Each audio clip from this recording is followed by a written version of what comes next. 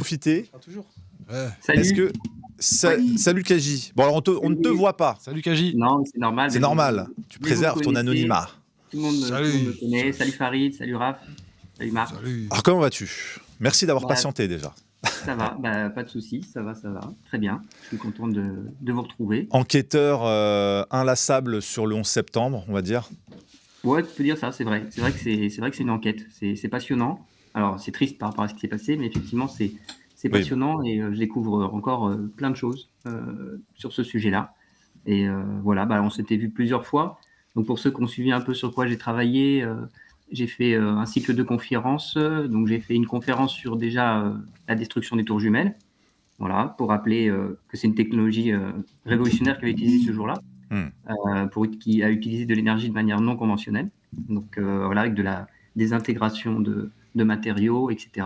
Oui, c'est la théorie, c'est le volet un peu arme à énergie dirigée versus, on va dire, démolition contrôlée, voilà. Alors, traditionnelle. Avec de la thermite. Thermite, etc. Ouais. Je te reprends nanothermite.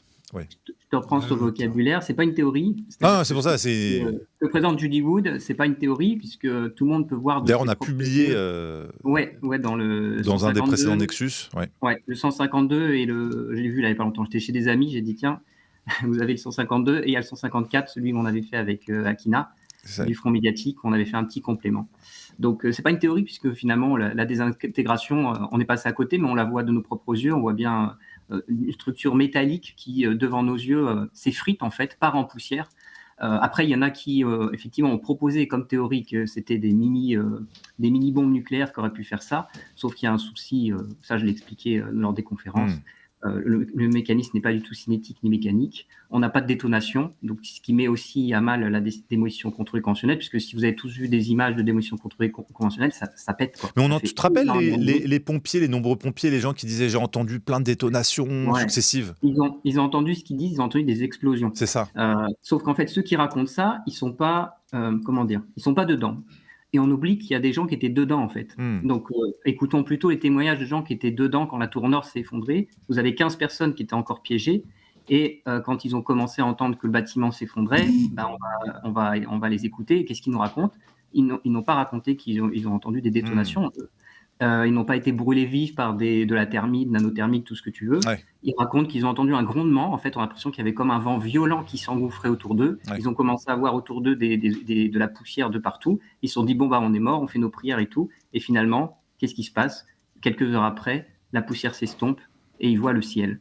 Et ils se disent, mais les gars, où sont passées les tours ? C'est le titre du livre de Judy Wood, effectivement. Où sont passés les bâtiments ? Puisqu'ils avaient 400 mètres au-dessus d'eux.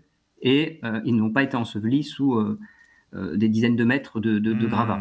Alors Kaji, si tu peux parler aussi des matériaux qui ont été désintégrés et ceux qui n'ont pas été désintégrés. Ouais, ça c'est quelque chose qui m'avait tité quand on en avait discuté chez Akina. Parce que moi j'ai très longtemps cru que c'était la nanothermite. Aujourd'hui j'avoue que tu m'as mis le doute. Ouais, tu as raison, merci de le rappeler, c'est qu'en fait on constate que les matériaux qui ont vraiment été désintégrés, c'est des matériaux plutôt denses, comme le marbre, le verre, l'acier. Par contre, comme tu dis, effectivement, il y a des matériaux qui n'ont pas du tout été désintégrés, comme le papier. Effectivement, ce qu'on a retrouvé beaucoup dans les débris, on a retrouvé des effets personnels comme des papiers, des billets de banque, par exemple, des cartes d'accès à des sites. Donc, on a retrouvé beaucoup de plastique. Oui, j'allais faire la blague. C'est pour ça qu'on a retrouvé le passeport d'un des 19 pirates de l'air. Et en fait, c'est on me l'a fait en conf. On me l'a fait en conf souvent. Il y a souvent quelqu'un qui me dit c'est pour ça qu'on a retrouvé les passeports. Et ça a résisté. On a retrouvé des peluches, des baskets. Je rappelle que souvent, on a perdu 300 pompiers ce jour-là parce qu'ils ne s'attendaient pas du tout à ce que ça s'écroule. Les pompiers circulaient très très bien encore dans les bâtiments qui n'étaient pas en proie aux flammes. Ça aussi, j'en ai parlé. Et en fait, on n'a rien retrouvé des pompiers. Donc, l'arme a aussi désintégré la matière organique, donc les individus, malheureusement. Par contre, ce qu'on a pu retrouver, c'est les bips de localisation des pompiers, par exemple, dans les débris. On a retrouvé leur bip. On n'a pas retrouvé le corps, on n'a rien retrouvé, mais on a retrouvé leur bip qui sonnait. Voilà, donc l'énergie était utilisée de manière non conventionnelle, ce qui fait qu'elle ciblait certains matériaux et pas d'autres. C'est pour ça qu'on a aussi des voitures qui se sont retrouvées sans dessus-dessous. On a des voitures, il y a beaucoup de gens qui font la comparaison avec les feux à Hawaï. Mais en fait, les feux Hawaï, quand vous regardez les dégâts sur les voitures, vous retrouvez souvent des flaques d'aluminium sous les voitures, qui montrent que le mécanisme était thermique, parce que l'aluminium a fondu. Là, dans le cadre du World Trade Center, vous ouvrez le capot, il y a des voitures qui n'ont carrément plus de moteur. Le moteur a été désintégré. Il y a des éléments qui ont été désintégrés. Vous avez le temps s'est arrêté ce jour-là. Vous avez l'horloge au Pentagone qui s'est arrêtée. Vous avez des gens qui ont leur montre qui s'est arrêtée parce que les montres fonctionnent avec des batteries, des piles. Et dans les piles, il y a certains matériaux comme le zinc. Et le zinc, a transmuté. Il a arrêté d'être du zinc. Et donc, la pile, elle a arrêté de fonctionner. Voilà. Donc, c'est ça qui fait que la nanothermie ne peut pas faire ça. La nanothermie ne peut pas faire ça parce que c'est un incendiaire. Et ça brûle, c'est-à-dire que quand le nuage de poussière s'est baladé partout dans la ville, on aurait dû avoir des gens brûlés au 3e degré, 4e degré, etc. Il n'y a eu aucun visage brûlé. Voilà. Donc, c'est intéressant et ce serait vraiment donc, une technologie de pointe très, très largement avancée par rapport à ce qu'on connaît ou ce qu'on imagine. Ouais. Tout à fait. Et c'est en même temps passionnant et en même temps une grosse barrière pour beaucoup. C'est bien que tu me permettes d'en parler parce que finalement, la plus grosse attaque qu'il y a sur mes travaux, c'est en fait des personnes qui applique ce qu'on appelle le rasoir d'Occam, c'est de se dire moi je réfléchis avec les choses les plus simples et surtout je suis aussi saint Thomas, tant que tu me montres pas à quoi ressemble cette arme, où elle était, etc., je ne veux pas y croire. Le problème, c'est que c'est pas parce qu'on ne peut pas montrer une arme que ça enlève ce qui s'est passé. C'est-à-dire qu'on ne fera pas revenir les gens qui ont été désintégrés, on ne fera pas revenir les débris qui ont été largement désintégrés, etc. Cette technologie existe. On a le bâtiment, on parle souvent de 3 bâtiments ce jour-là, il y en a 7 qui ont été détruits. Vous avez le bâtiment numéro 4, il a été coupé en 2, comme si vous aviez un couteau à beurre et vous coupiez dans le beurre. Il est carrément coupé en 2. Ah ouais, on n'avait pas du tout connaissance de ça. Ouais, quand une tornade, je le présente en conférence, quand une tornade traverse une maison, elle peut la couper en 2. En fait, c'est ce qui s'est passé ce jour-là. Il y a des phénomènes qui se sont produits de l'ordre de, on va dire, un peu de la tornade. Et une tornade, finalement, c'est une énergie dirigée. L'énergie, elle fait des phénomènes, on va dire, spécifiques. Voilà, en tout cas, c'est pas du tout, ça colle pas du tout avec des choses classiques qu'on connaît. C'est vraiment clairement du militaire. Alors après, il y a des gens qui disent ouais, mais on les voit pas utilisées à d'autres endroits. En fait, si, elles ont déjà été utilisées, sauf que c'est pas facile de reconnaître leur utilisation, puisque j'ai envie de dire que si on n'a pas compris qu'elles ont été utilisées, c'est qu'ils veulent sûrement les réutiliser. Tu as d'autres exemples d'utilisation ? Oui, elles ont été sûrement testées lors de l'attentat d'Oklahoma City, dans la ville d'Oklahoma City, en 93, je crois, aux États-Unis, un bâtiment du FBI, je sais pas quoi. Si vous regardez l'image du bâtiment, il est comme cassé en 2. Et si vous comparez avec le bâtiment 6 du World Trade Center, il est cassé de la même façon. On ne comprend pas comment une camionnette piégée avec des explosifs a pu faire ces dégâts-là. Comme au Pentagone, d'ailleurs. Au Pentagone, j'ai aussi fait une émission avec Akina pour montrer que c'est le même type d'arme qui a été utilisé. Alors, Kaji, juste pour une petite précision, l'attentat du World Trade Center de 1995, c'était avec une camionnette avec des explosifs dans le parking et dans le sous-sol. Ouais. En 2001, c'est la thèse avancée par ceux qui parlent de nanothermite, c'est pas une camionnette avec des explosifs, c'est des explosifs qui sont placés le long des poutrelles. Et moi, je me rappelle avoir vu des images, vraies ou fausses, j'en sais rien, mais qui ont disparu assez rapidement d'Internet après le 11 septembre, où on voyait des poutres en acier coupées à 45 degrés. Ouais. Alors celle-là, elle circule encore beaucoup. Et en fait, pas tant que ça. En tout cas, on me la présente beaucoup quand on vient contester ce que je présente. C'est des gens qui l'ont mis de gauche, qui l'ont mis de côté. Et en fait, l'image dont tu parles, qui circule beaucoup, alors peut-être que tu m'en parles d'autres, mais en fait, l'image qui circule beaucoup, moi je l'ai, et en fait, grâce à des images satellites, on peut retrouver la poutre dont on parle, et en fait, elle a été coupée le 28 octobre 2001. En fait, la plupart des poutres qu'on voit, qui sont coupées à 45 degrés, il manque la date dessus. C'est-à-dire qu'en fait, elles ont été coupées après coup. C'est les opérations de nettoyage qui ont permis de faire ça. On voit des gars en train de manipuler, on voit des vidéos et on a les gars en train de couper les poutres eux-mêmes. Mais d'ailleurs, où sont partis tous ces débris ? Où est-ce qu'ils ont été stockés, enfouis ? Il y avait un reportage de M6 qui disait que c'était parti en Chine, notamment. Oui. Alors en fait, ce qui se passe, c'est que ça a été une polémique. C'est une polémique qui est arrivée très très vite dès le lendemain des attentats. On en avait parlé quand je suis passé déjà il y a quelques mois avec vous là sur le Nexus pour parler de la conférence à Castres. Ce qui se passe, c'est que rapidement, des gens se sont rendus compte qu'il manquait des débris. C'est-à-dire que même les journalistes mainstream disaient c'est bizarre quand même, 400 mètres qui viennent de tomber, les bâtiments c'était pas du vide. Bah oui. Il y a vraiment, c'est les médias mainstream, je sais plus quelle chaîne c'était, peut-être NSBC, je ne sais plus, MSNBC, qui disait en gros le titre du livre de Julie Wood à l'époque, c'est Où sont passées les tours. Et donc rapidement il a fallu des portes de secours pour détourner l'attention, pour pas que les gens se rendent compte que les débris avaient été juste désintégrés le jour même, puisqu'on voit pas grand-chose. Il en reste quelques-uns, bien sûr, mais vous pouvez pas reconstituer. Comme dit Judy Wood, si vous faites un Mikado ou un Lego, vous essayez de reconstituer avec les débris, vous n'arriverez même pas à faire, 10 étages, quoi. Il manque énormément de débris. Ouais. Donc il y a 2 théories qui ont émergé, c'est vite, on envoie ça en Chine, on envoie l'arme du crime en Chine, donc malheureusement il y en a plein qui restent encore accrochés à ça, et c'est totalement faux. Ici, il y en a qui ont été envoyés en Chine, c'est ridicule. Les images parlent d'elles-mêmes, il n'y a pas grand-chose à envoyer en Chine. En tout cas, la plupart des débris sont désintégrés le jour même. Et après, la deuxième excuse qui est sortie, c'était de dire « Ouais, mais vous voyez pas les débris, c'est normal. En fait, le choc a été tellement violent qu'ils ont rempli les sous-sols. » Et en fait, quand on va voir les sous-sols, on se rend compte qu'ils sont intacts, en fait. Alors, Kaji, quand on en avait parlé, je t'avais parlé aussi du fait qu'il y avait des photos, outre les poutres sectionnées à 45 degrés, il y avait aussi du métal en fusion qui a été observé pendant des semaines après l'attentat, du métal en fusion au sol. J'en parle aussi. En fait, le métal en fusion, on n'a aucune preuve, on n'a aucune photo, aucune vidéo. On a juste des témoignages. Et en fait, quand on remonte aux témoignages, c'est-à-dire à qui c'est qui a fait partir cette histoire-là, on retrouve toujours une agence à 3 lettres. Je te laisse deviner lesquelles. Donc, c'est une opération psychologique. Ce serait leur but, c'est de cacher la technologie qu'ils auraient utilisée. Bien sûr. C'est-à-dire que ce qu'on comprend aujourd'hui, c'est que, ok, on est d'accord que malheureusement la masse croit à la version officielle parce que de toute façon, elle a essayé de sidérer, comme pour le Covid-19, malheureusement. Il y a des personnes, tant qu'elles seront dans la télé, il n'y a rien à faire, elles croiront tout ce qu'on leur dit.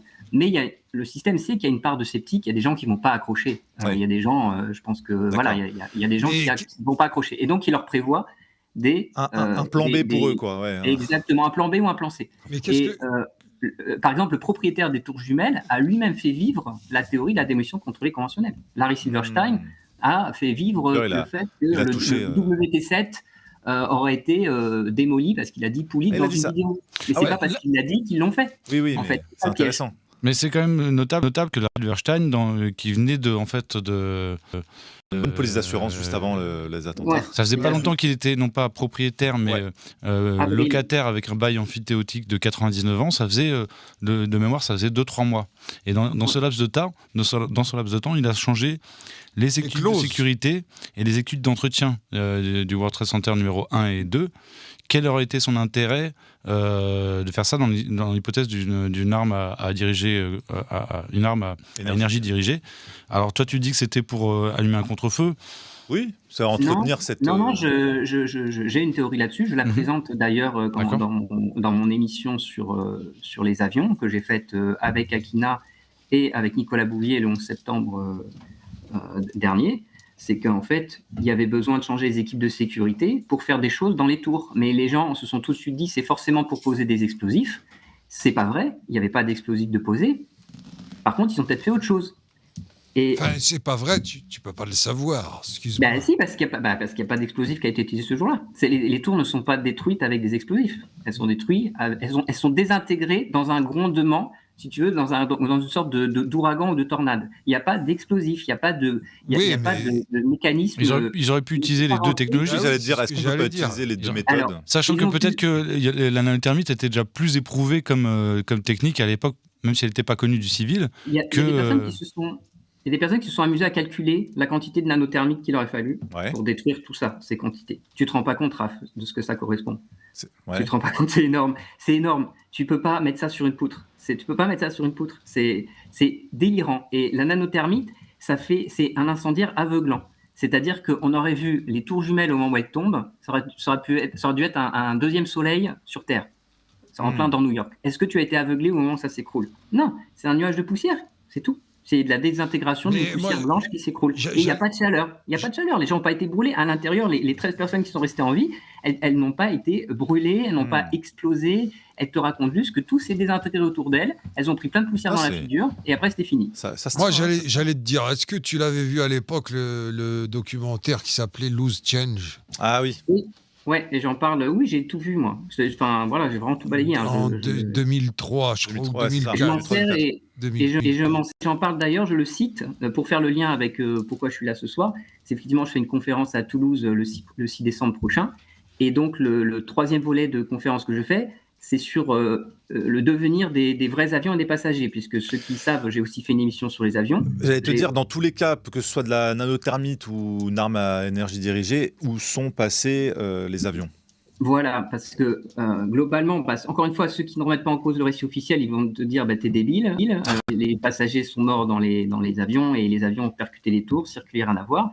Et puis, bien sûr, il y a des gens qui se posent des questions, mais même parmi ceux qui se posent des questions, il y en a quand même encore très peu qui ont remis en cause la présence de véritables avions. C'est-à-dire que même les collectifs les plus gros, comme architectes et ingénieurs, qui, eux, défendent la théorie de la démolition contrôlée, ils défendent que les avions sont bien réels et que potentiellement, ils auraient pu être téléguidés. Voilà. Mais donc, j'ai fait encore une fois une émission où j'ai rassemblé tous les éléments disponibles à l'époque et aujourd'hui pour montrer que la seule possibilité, avec tout ce qu'on a, c'est-à-dire qu'on a des témoins oculaires, on a des vidéos, on a une 50aine de vidéos qui montrent un objet dans le ciel et elles sont authentiques. On a des anomalies à l'impact, c'est-à-dire qu'on comprend que c'est pas possible qu'un véritable avion ait pu faire ça. On a aussi des anomalies avec l'approche de l'avion, c'est-à-dire qu'il va beaucoup trop vite pour son altitude, donc ça va pas du tout. Oui. On a des débris d'avion, parce qu'il y en a plein qui font on n'a pas de débris, n'a pas de débris. Si, on a des débris d'avion, mais c'est pas les bons. Et donc, quand vous cumulez toutes ces preuves, la seule possibilité qu'il y a, je n'ai jamais encore été... C'est que c'était un missile. Non, ça aussi c'est débunké par ce que l'avion n'était pas militaire, il n'était pas équipé d'une nacelle. Non, c'est que les avions n'en étaient pas, c'est-à-dire que c'était des projections. On a eu affaire ce jour-là à une technologie de projection en action. C'est la seule possibilité. Des sortes d'hologrammes. Une sorte, alors vulgairement un hologramme, mais pour moi c'est plus compliqué qu'un hologramme. Donc moi je garde le mot large de projection, comme ça je ne mouille pas. Ça reste large, comme ça c'est pas une théorie, c'est vraiment ce qu'on voit, c'est une projection, puisque cette projection va rentrer comme dans du beurre dans la structure. Après, tu vois, c'est possible, on parlait d'explosifs tout à l'heure, c'est possible qu'effectivement, à l'endroit où il y a l'impact, c'est possible qu'ils aient mis, par exemple, à cet endroit-là, des explosifs, par exemple. Oui, pour générer l'éventrement de la façade.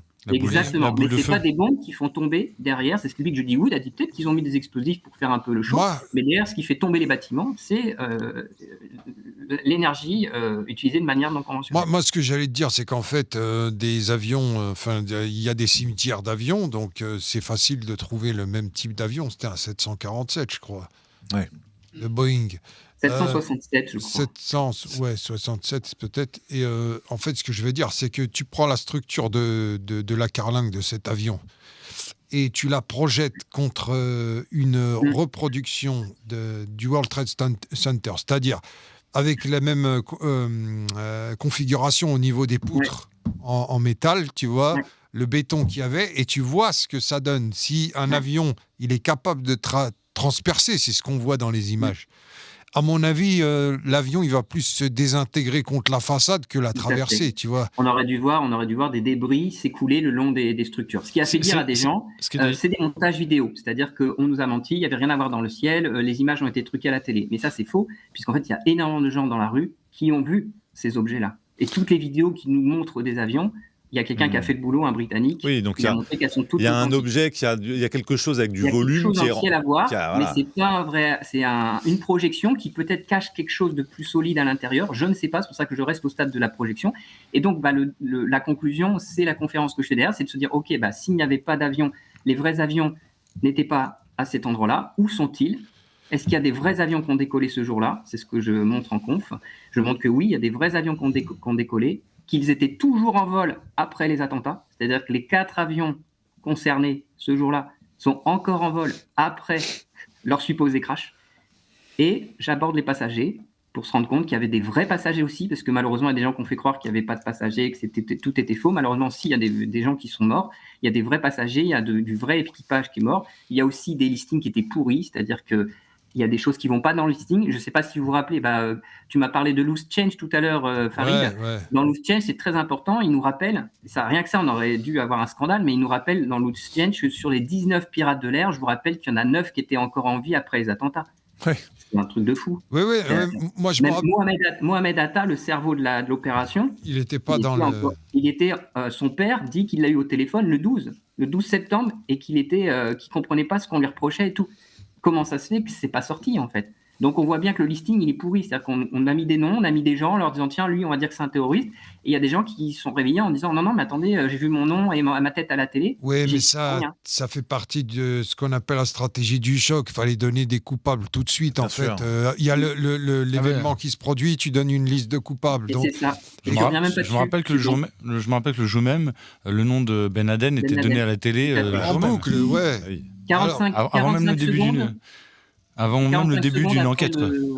Ouais, c'est ça. Il y avait, comment il s'appelle, Ehud Barak qui était à l'antenne, je crois, pour en parler. Et même sur Fox News, 45 secondes après le second impact, il y a un journaliste qui dit « Oh là là, mon Dieu, on pense que c'est le réseau Ben Laden. » Voilà, c'est pour Ehud Barak, je le rappelle au passage, est un grand pote de Jeffrey Epstein. Ah mince, moi j'avais un peu d'estime pour lui. Ouais, mais je ne confonds pas avec un autre. Le fait qu'ils disent que... Factez-moi dans le chat si je dis des bêtises. Le fait qu'ils disent que c'était Ben Laden, à cette époque-là, il y avait une grosse traque sur Ben Laden avant le 11 septembre. Donc c'était l'ennemi numéro 1. Non, mais tu avais les Israéliens qui dansaient, tu sais, qui s'étaient fait choper. En fait, en gros, dès le départ, ils ont éliminé la piste israélienne. Parce que tu as des gens, ils font la fête quand les tourelles tombent. Ils se font arrêter par le FBI, je crois. Ouais, les 5 Israéliens. Ils sont arrêtés pendant 72, non pas heures, mais 72 jours. Voilà. Et après, directement exfiltrés en Israël. Ouais, et une télé canadienne qui a fait le boulot, qui a été les interviewer d'ailleurs en Israël, et c'est édifiant. Moi, j'ai regardé. Et donc, les mecs, tu vois, en gros, tu as peut-être 5 coupables potentiels. Tu vois, c'est pire que ça, attends. Parce que moi, je lisais Le Monde.fr à l'époque tous les jours. Bon, c'est une source comme une autre. Hein. Ouais. Et je me rappelle très bien l'assassinat du commandant Massoud 1 ou 2 jours avant le 11 septembre. Ouais. Par 2 faux caméramans, dont un qui était marocain, etc. Et 1 ou 2 jours après, parce qu'à l'époque, sur le monde.fr, c'était donc en 2001, il y avait en haut à droite du site les dépêches AFP qui étaient non filtrées. Une des dépêches AFP que j'ai vues de mes yeux vus, le lendemain ou le surlendemain, c'était 120 agents du Mossad arrêtés par le FBI. Donc là, on est plus sur 5, on est sur 120. Et ce qu'avait dit Thierry Messant, parce que Thierry Messant aussi avait remarqué qu'on ne voyait pas, pour le Pentagone, ça ne collait pas les Pentagone, images. C'est flagrant. Par rapport à la... Il y a un trou de 20 mètres et l'envergure de l'avion fait 37. Et donc, ce que Thierry Messant, parce que très peu de gens ont relevé qu'il y avait eu 120 agents du Mossad arrêtés par le FBI dans la séquence du 11 septembre. Lui, il l'a dit. Alors, lui, sa théorie, c'était qu'il y avait 5 ou 6 agents du Mossad pour un supposé pirate de l'air. C'est-à-dire qu'ils vivaient par groupe de 4-5, les pirates de l'air, et ces agents du FBI habitaient des appartements mitoyens ou des maisons mitoyennes. Et donc, il y avait 5 agents du Mossad pour un pirate de l'air. Ils étaient sous surveillance, en fait, quoi. Après, est-ce que c'est vrai ou pas ? En tout cas, cette info-là, elle a quasiment disparu d'Internet, les 120 agents du Mossad. Il n'y avait qu'un site, c'était pas Axios, mais un site spécialisé dans l'analyse de renseignements qui en avait parlé, un site anglophone. Pardon, c'était une petite parenthèse. Il y avait une partie des pirates de l'air qui étaient sur surveillance du FBI. Également, ça, c'est avéré. Oui, mais surtout qu'ils s'entraînaient à décoller, mais pas à atterrir. Non, mais attends, surtout que tu avais 19 terroristes. La liste qu'ils ont donnée à l'époque, j'en parlais dans mon spectacle, dans le précédent spectacle que je faisais, 19 terroristes. Tu avais 15 Saoudiens, un Égyptien, un Libanais et 2 des Émirats Arabes Unis. Ça fait presque une blague ce que tu dis. Mais ouais, c'est pour ça que j'en ai fait un sketch. Parce que les Américains, ils ont été détruire quel pays du coup ? L'Irak et l'Afghanistan, qui n'étaient même pas dans la liste des terroristes. C'est vrai. Et rappelez-vous qu'en fait, il y a eu donc c'était une non-flying zone après le 11 septembre. Il y avait plus, les avions n'avaient plus le droit de voler. Sauf les Ben Laden. Sauf l'avion de la famille Ben Laden. Voilà, qui fait partie du groupe Carlyle. C'est bizarre quand même. Renseignez-vous sur le groupe Carlyle. Parce que la famille Ben Laden, richissime famille saoudienne qui investissait dans les actifs américains, Carlyle, etc. Et qui était très proche de l'État profond américain. Le groupe Carlyle, donc il y avait Tony Blair dedans, il y avait un des frères Sarkozy qui était dedans, etc. Ouais, renseignez-vous sur le groupe Carlyle, c'est un truc ce que je montre aussi en conférence, c'est que alors que les États-Unis viennent de subir un gros attentat et que, comme tu dis, ça doit devenir une zone de non-vol, etc., et on regarde, il y a plein de témoins, de gens qui voient encore des avions tranquilles en train de circuler, et parmi tous ces avions-là, il y a certains des avions concernés par les attentats. Mais moi, j'allais te dire aussi, dans Loose Change, de ce que je me rappelle, c'est qu'à un moment, ils font passer des audios de passagers qui appelaient leur famille. Ouais. Et dans ces audios, ils donnaient leur nom et prénom en appelant un proche. Ouais. Normalement, tu fais pas ça. Oui, c'est bizarre. Merci Farid. Ouais, j'en parle aussi. Je reviens sur les audios. Alors déjà, bizarre. C'est très connu qu'il y a certains audios qui auraient été faits depuis les téléphones portables, mais bon, à 30 000 pieds, bon courage pour réussir à avoir une conversation avec quelqu'un. À l'époque. Et vous avez effectivement le fait que pour certains audios, c'est de la mise en scène. On comprend qu'il y a vraiment, on a l'impression qu'il y a quelqu'un qui est plutôt au sol et qu'on lui donne un texte et on a l'impression qu'elle fait un exercice. Et en fait, ce qui se passe, ce que je montre, c'est qu'en fait, ce jour-là, ce qu'on a caché aux gens, c'est qu'en fait, il y avait un exercice militaire. Tout le monde a entendu parler de l'exercice militaire qui fait que les chasseurs ne pouvaient pas... c'était pas un, c'était 3. Il y en avait 3. Il y avait plusieurs exercices militaires qui prenaient les avions de chasse en réservation, ce qui fait qu'ils, soi-disant, ils ne pouvaient pas aller descendre les avions qui fonçaient sous les tours. Mais je vous rappelle que c'était des projections, donc ça n'aurait pas fonctionné. Ça aussi, c'est quelque chose pour nous occuper. Par contre, ce qu'on ne nous a pas dit, c'est qu'en fait, il y avait en même temps des exercices militaires qui concernaient des avions de ligne. C'était le bordel. En fait, il y avait des avions qui étaient dédoublés. Ça, c'est dans le documentaire de Massimo Mazzucco. Très bon documentaire. Où il commence avec ça en disant c'est le bordel dans les tours de contrôle parce qu'il y a tellement d'avions dans tous les sens. Mais ce qu'il ne savait même pas à l'époque, c'est qu'en plus, il y avait des avions dédoublés. Donc c'est pour ça qu'on se retrouve avec des avions qui décollent pas. Et le fait qu'il y ait eu ce quiproquo-là a permis de créer des vols doublons. C'est-à-dire qu'il y a des vols qui ont pu partir dans un sens pendant que le faux vol allait vers la tour. Mais en fait, c'était une projection qui pouvait remplacer ce vol-là. Et c'est des vols civils qui ont été pris dans l'exercice. Et donc, on a pu dire à des gens vous participez à un exercice militaire, voilà, vous allez lire ceci, et en fait, l'exercice militaire, finalement, tourne mal, où il y a des personnes qui se font malheureusement tuer, et on a aussi beaucoup d'agents, c'est-à-dire que les avions étaient aussi certainement remplis, comme on n'a pas le vrai listing des passagers, on n'a pas de preuves, on nous a donné un document, mais on a des preuves qu'il a été falsifié, rien qu'avec les pirates de l'air, parce que sur les 19 qui sont officiellement sur le manifeste de vol, il y en a quand même 9 qui ont dit non, j'y étais pas, donc ça veut dire que les manifestes sont frauduleux. Donc, en fait, on ne sait pas qui était à bord. Est-ce qu'il y avait des vrais passagers, des vraies identités? Est-ce qu'il n'y avait pas des agents dedans? Et effectivement, il y a des gens, ils ont quand même un passif assez troublant et qui se retrouvaient soi-disant dans ces avions. Donc, c'est sur ça que je crois que tu n'as pas eu la fiche de la conférence en lien Alors, envoie-la moi sur WhatsApp, j'essaie de l'afficher. Parce que j'avais envoyé pas mal de trucs à... Alors, je t'avoue, renvoie-moi. Là, j'ai rien là. J'avais envoyé à Romain. Ouais. Bon, j'arrive pas à retrouver là comme ça, mais renvoie-la moi. Telegram, il m'a dit qu'il avait tout envoyé. Je t'envoie ça. Ouais, bon, après c'est possible, mais alors là, je suis noyé. Non, je t'envoie tout de suite. Envoie-moi ça. Mais en tout cas, ça mérite il faut qu'on fasse une émission ensemble. Et est-ce que tu te rappelles de Samuel Laurent qui avait fait un interview chez Thierry Ardisson? Éric Laurent, ouais. Éric Laurent, pardon. Samuel Laurent, c'est un journaliste, je crois. Je sais pas. Éric Laurent, il avait fait un interview dans l'émission Tout le monde en parle de Thierry Ardisson. Ça devait être en 2006 peut-être, 2005-2006. Il parlait des délits d'initié à la bourse. Ouais. Sauf que tu vois, grâce à mes conférences, je rencontre des gens qui me racontent des anecdotes. Et je me demandais comment ça se fait qu'on n'a pas creusé plus cette histoire de délit d'initié à la bourse. C'est-à-dire que comment ça se fait qu'il y a des gens qui ont parié à la baisse sur les deux compagnies aériennes qui étaient concernées dans les attentats. Alors, il y en a plein qui ont dit qu'ils étaient au courant, mais moi, j'ai rencontré des gens, des lambdas, des pinquins comme nous, qui ont été au courant qu'il allait se passer quelque chose et qui ont misé là-dessus et qui ont gagné beaucoup d'argent et qui ont cru qu'ils allaient aller en prison parce qu'ils se sont dit on va m'accuser d'avoir eu une info ou que j'ai fait un délit d'initié. Ils n'ont jamais été inquiétés. En fait, ce qui s'est passé, vous savez qu'à l'époque, en fait, il y a une rumeur qui a couru juste avant les attentats qu'il allait avoir une fusion entre la compagnie United Airlines et l'American Airlines. Donc, en fait, le grand public, entre guillemets, ou les gens au courant, il y a cette rumeur-là qui a circulé, ce qui fait qu'il y a des gens lambda qui ont entendu parler et qui ont spéculé là-dessus et qui ont donc acheté énormément d'actions. Enfin, qui ont fait des mouvements à la bourse, vous voyez. Et donc, après, quand il y a eu les attentats, il y en a plein qui se sont retrouvés comme des cons. Parce qu'ils se sont dit, mais attends, mais moi, je suis en train de gagner de l'argent, mais c'est pas du tout dans cette situation-là que j'imaginais gagner. On m'avait parlé de fusion. Et au final, c'est pas une fusion qui se passe, c'est un accident. Et cette personne-là, elle avait eu peur d'aller en prison parce qu'elle avait gagné beaucoup d'argent. C'est quelqu'un de lambda, un Français. Et au final, il me dit, j'ai jamais été inquiété. Et tant mieux pour moi. Et je lui dis, mais t'inquiète pas. Ça fait partie, encore une fois, du plan. C'est-à-dire que, encore une fois, on prévoit plusieurs scénarios. Il y a des gens qui vont profiter. Et en fait, derrière, il y a une autre histoire. Et on mélange les deux récits. Et au final, on embrouille les gens. Et au final, il se passe rien. Il y a des gens qui disent qu'ils étaient au courant. Ouais. Je rebondis aussi sur ceux qui disent souvent qu'il y a seulement une communauté qui était au courant des attentats, blablabla, qui ne se sont pas rendus travailler. Ça aussi, j'aimerais débunker cette histoire-là, puisque je rappelle souvent que dans les tours jumelles, c'était 50 000 personnes qui pouvaient être accueillies. Je vous rappelle qu'il n'y a eu que 2600 morts, c'est-à-dire que j'enlève les pompiers. Donc les tours, elles étaient globalement vides ce jour-là. Et en fait, j'ai rencontré, encore une fois en conférence, des gens qui viennent me raconter des anecdotes. Et j'ai rencontré des gens qui m'ont dit qu'ils connaissaient, ils avaient des amis qui travaillaient dans les tours jumelles.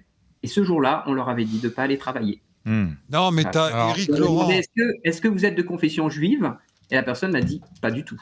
Non, mais Éric Laurent. Il y a eu cette histoire-là de focaliser sur une communauté en particulier. C'est pas juste focaliser, c'est que le premier témoignage qui a été rendu public, sauf erreur de ma part, c'était Jacob Cohen qui témoignait avoir entendu sur Radio J une auditrice appelée le lendemain du 11 septembre et qui a dit hier il y a eu un grand miracle. Un grand miracle parce qu'il y avait un grand ponte des tours jumelles qui a fêté la bar mitzvah de son fils, alors avec un jour d'avance ou de retard, je ne me rappelle plus, ce qui normalement ne se fait pas, et qui a invité des centaines de travailleurs, pour pas dire plus d'un millier alors un millier ça me paraît peut-être beaucoup, en tout cas des centaines de travailleurs juifs des deux tours pour sa bar mitzvah, donc ils ne sont pas allés travailler. Alors, ça ne veut pas dire qu'il n'y en a pas eu d'autres, mais en tout, et je ne sais pas si ce témoignage est vrai, mais en tout cas c'est Jacob Cohen qui témoigne de l'avoir entendu à Radio J le lendemain du 11 septembre. Donc forcément, s'il y a eu ce premier témoignage, c'est pour ça que les gens aussi se sont focalisés là-dessus. Non, mais la messagerie Odigo aussi, la messagerie Odigo qui a prévenu les gens qu'il ne fallait pas aller se rendre dans cette zone-là à 9h du matin, etc. Ouais. Donc en fait, il y a énormément de gens qui n'étaient pas au courant, et au contraire, il y a aussi des gens qui étaient au courant. Je vous rappelle que ce jour-là, comme par hasard, on a Klaus Schwab qui est dans les bons plans, qui est sur place. Il faudra que tu remettes. Non, mais moi, ce que j'allais dire, il faudra remettre l'extrait d'Éric Laurent chez Ardisson, parce que lui, il parle, c'est lui qui dit que des gens de la communauté juive, ils reçoivent des messages dans des... Oui, Odigo. Voilà. Mais c'est Éric Laurent qui le dit, tu vois. Oui, non, mais c'est très connu. Tu sais que le Washington Post en a fait un article. Donc, tu vois, enfin... Tout comme pour les délits d'initiés, d'ailleurs, il y a un reportage, alors j'ai un doute, c'était Arte ou la RTS, la télévision suisse, mais il y a un documentaire ou un reportage, en tout cas, qui a été fait sur les délits d'initiés. On avait publié d'ailleurs un article sur les délits d'initiés dans un précédent Nexus. Oui.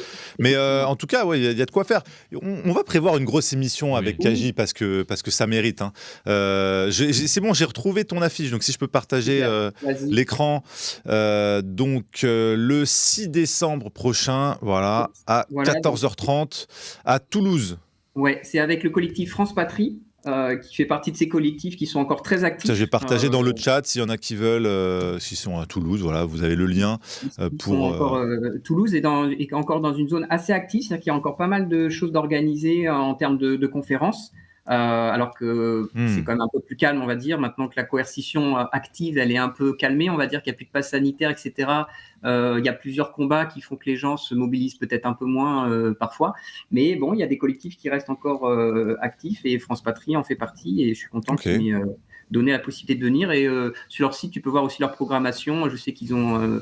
il y a Jérémy Mercier qui va y être fin mai, je crois. Et puis ils ont eu Marion Sigaud, je crois. Enfin, ils ont pas mal de monde qui vient et voilà. Et donc, le rendez-vous est pris, donc 6 décembre, 14h30, à Toulouse. Donc c'est le même jour que le marché de Noël. Que le marché de Colantres. À Colantres, voilà. Les Parisiens, ils viendront à Colantres, et puis les Toulousains, et puis les gens à côté pourront aller voir la conférence. Moi, ça m'intéresse de développer ça avec toi dans une grande émission, parce que je pense qu'il faut passer au moins 2 heures sur ce sujet pour te partager tous les arguments qu'on a, et puis toutes les réflexions qu'on a autour de cet événement, et se remémorer aussi toutes les anomalies qu'il y a sur cet événement quand même. Non, mais surtout, et dire qu'il y a une omerta sur le sujet, c'est-à-dire que Jean-Marie Bigard, quand il avait parlé, déjà c'était en 2011, sur Europe 1, 2009 ou 2011. Comme Marion Cotillard. Il s'était fait bannir de la station de radio. Jusqu'à maintenant, je crois qu'il a interdit d'antenne, parce qu'il avait évoqué, en citant Daniel Ray Griffin,